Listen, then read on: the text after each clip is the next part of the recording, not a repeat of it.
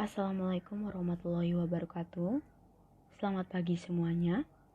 Perkenalkan, kami dari kelompok 12 yang beranggotakan Citra Rarel, saya Nifatka Istiqomah dan dua Maulana Iqbar akan mempresentasikan tentang perkembangan sistem syaraf.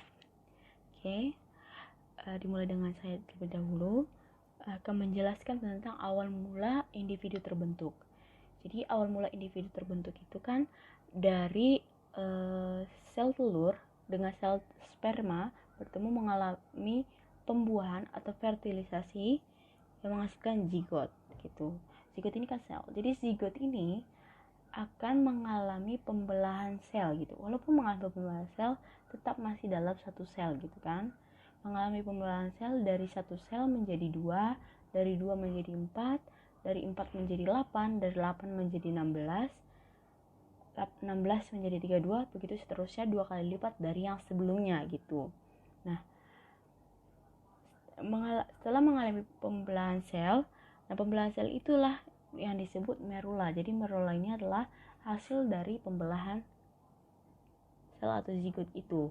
Nah, dari merula ini nanti dia menjadi blastula, di mana blastula ini ada ruang tengah-tengah di antara morula atau pembelahan selnya itu.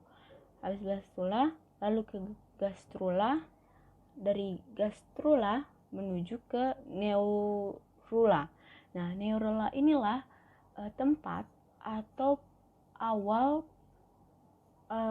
terbentuknya sistem syaraf gitu. Nah, dari neurula ini baru organogenesis. Nah, organogenesis ini adalah tempat terbentuknya organ-organ tubuh gitu. Jadi, neuralisasi yaitu proses awal pembentukan sistem syaraf yang melibatkan perubahan-perubahan sel ektoderm calon neural, dimulai dengan pembentukan capping neural, lipatan neural, dan berakhir dengan terbentuknya bumbung neural. Organogenesis yaitu proses pembentukan organ tubuh atau alat tubuh mulai dari bentuk primitif hingga menjadi bentuk definitif. Jadi tahap pertama yaitu tahap neuralisasi, yaitu pembentukan neural plat. Pada tahap awal notochord atau sumbu primitif embrio dan bakal tempat vertebral column menginduksi ektoderm di atasnya. Sel-sel ektoderm berubah menjadi panjang dan tebal daripada sel-sel di sekitarnya, atau disebut juga dengan proliferasi menjadi lempeng saraf neural plate gitu. Jadi di PPT yang ini dia ada 4 gambar gitu kan. Jadi untuk gambar yang pertama itu yang di atasnya itu bentuk awal neural sarafnya itu masih datar gitu. Masih datar dan itu disebut dengan neuroplat. Jadi di atas yang warna ungu itu ya ungu, di atasnya itu ada sel-sel ektoderm. Nah, sel-sel ektoderm ini nanti diinduksi menjadi panjang dan tebal gitu hingga terjadi sedikit lempengan yang disebut lempeng saraf atau neural plate. Lalu tahap kedua adalah pembentukan neural fold. Karena pertumbuhan dan perbanyakan sel ektoderm epidermis lebih cepat dibandingkan dengan pertumbuhan ektoderm neural yang mengalami penebalan itu, membuat si neural plate-nya itu semakin tertekan, dia jadi semakin ke bawah hingga terjadi pelekukan. Nah, pelekukannya itu yang seperti huruf U itu disebutlah neural fold. Lalu tahap ketiga adalah neural groove. Nah, dari terbentuknya neural fold ini, lipatan dari kedua sisi, dari kanan dan kiri ini secara bersama-sama mengiring dengan terbentuknya neural groove atau disebut dengan parit neural. Lalu tahap keempat adalah pembentukan neural tube. Nah, karena pertumbuhan ektoderm epidermisnya cepat gitu, penebalannya cepat, semakin mendorong lipatan neural itu semakin ke bawah. Nah, pada akhirnya nanti terbentuklah tabung saraf itu yang disebut dengan neural tube. Nah, lubangnya itu disebut dengan neural kanal. Nah, lalu selama neurulasi ini terbentuk juga neural crest yang berasal dari sel-sel lempengan saraf tadi yang tidak membentuk tabung saraf atau neural tube tadi. Nah, pada saat pembentukan neural crest ini dipisahkan jauh dari ektodem neural. Jadi, neural crest ini akan menjadi lokasi yang dituju untuk menjadi tempat berdiferensiasi membentuk ganglion-ganglion sistem saraf tepi. Sedangkan untuk neural tube tadi akan membentuk sistem saraf pusat. Baiklah, sebelum melanjutkan ke bagian selanjutnya, ada baiknya kita memperhatikan peta konsep ini.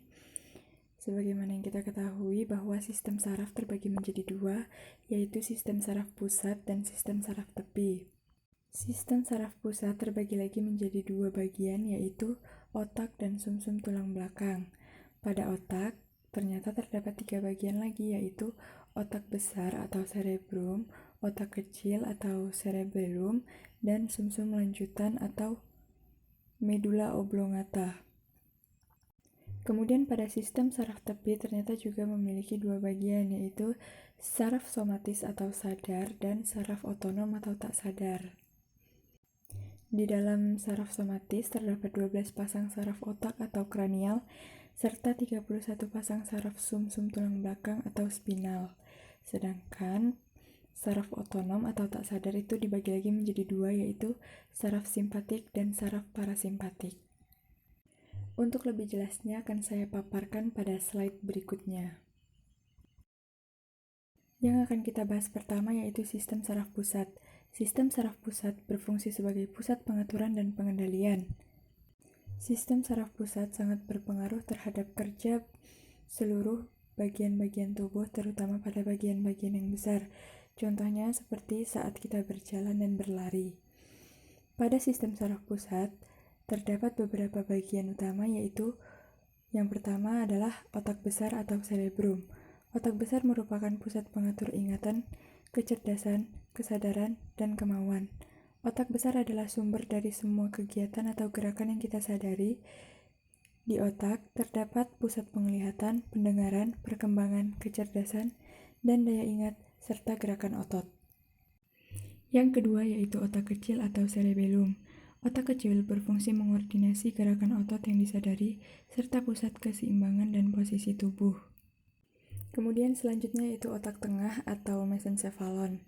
Otak tengah merupakan bagian dari otak besar yang berada di tengah, yang mana bagian atas otak tengah merupakan pusat refleks mata di depan. Pada otak tengah terdapat talamus dan hipotalamus. Talamus berfungsi sebagai stasiun pemancar bagi rangsangan yang mencapai korteks dari bagian otak yang lain dan saraf spinal. Sedangkan hipotalamus berfungsi sebagai pusat pengatur suhu tubuh, rasa lapar, dan keseimbangan cairan tubuh. Contohnya yaitu saat mata kita kelilipan, itu kita dengan sadar mengedipkan mata, sedangkan pada kehidupan sehari-hari itu merupakan suatu gerak refleks yang tanpa kita sadari telah kita lakukan. Nah, kedua perbedaan tersebut dipengaruhi oleh si talamus. Kemudian bagian lainnya yaitu sumsum lanjutan atau medulla oblongata. Sumsum lanjutan berfungsi mengantarkan rangsangan yang datang dari sumsum tulang belakang ke otak. Sumsum lanjutan juga berfungsi sebagai pusat pengaturan pernafasan, denyut jantung, pelebaran dan penyempitan pembuluh darah, gerak pencernaan, sekresi kelenjar, pencernaan dan kegiatan tubuh lainnya yang tidak disadari atau refleks, bahkan seperti menelan, muntah, batuk, atau bersin. Nah, bagian yang terakhir yaitu merupakan sumsum tulang belakang atau medulla spinalis.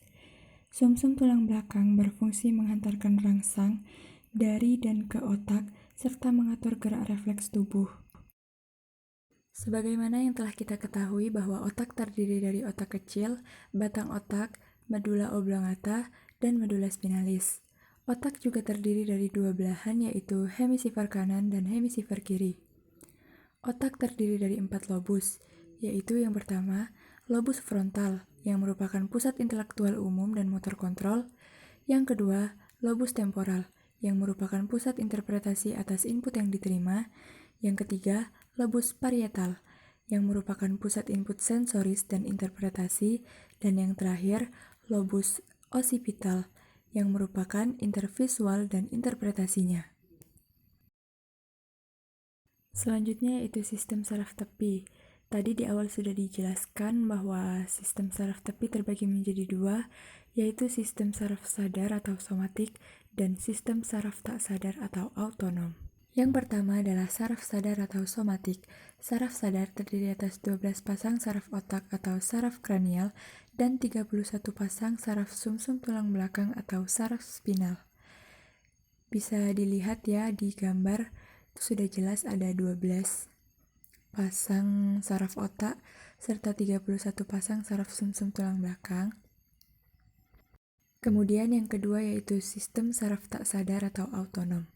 Sistem saraf tak sadar adalah sistem yang mengatur organ tubuh yang bekerja di luar kesadaran, misalnya denyut nadi dan tekanan darah. Sistem saraf ini dapat dibedakan menjadi sistem saraf simpatik dan sistem saraf parasimpatik, yang mana sistem saraf simpatik adalah kebalikan dari kerja sistem saraf parasimpatik. Saraf simpatik adalah saraf yang berpangkal pada sumsum tulang belakang di daerah dada dan pinggang. Saraf ini mengatur fungsi kelenjar keringat dan merangsang sekresi glukosa dalam hati. Sistem saraf simpatik diaktifkan terutama dalam kondisi stres. Misalkan, ketika tubuh merasa dalam bahaya, stres tersebut akan dikirim ke otak melalui sumsum tulang belakang dan saraf kranial. Bagian otak yang disebut amigdala akan merespon dan mengaktifkan hipotalamus. Hipotalamus kemudian mengaktifkan sistem saraf simpatik. Sistem saraf simpatik kemudian menyalakan kelenjar adrenalin dan mengekskresikan hormon adrenalin. Inilah mengapa saat manusia merasakan bahaya, detak jantungnya menjadi cepat, nafasnya menjadi pendek, dan berkeringat. Sistem saraf simpatik disebut juga sistem saraf torakolumbar karena saraf preganglion keluar dari tulang belakang ke-1 sampai dengan ke-12. Sistem saraf ini berupa 25 pasang ganglion atau simpul saraf yang terdapat di sumsum tulang belakang. Selanjutnya yaitu saraf parasimpatik yang merupakan saraf yang berpangkal pada sumsum lanjutan atau medula oblongata dan dari sakrum yang merupakan saraf preganglion dan postganglion. Sistem saraf parasimpatik disebut juga dengan sistem saraf kranial sakral karena saraf preganglion keluar dari daerah otak dan daerah sakral.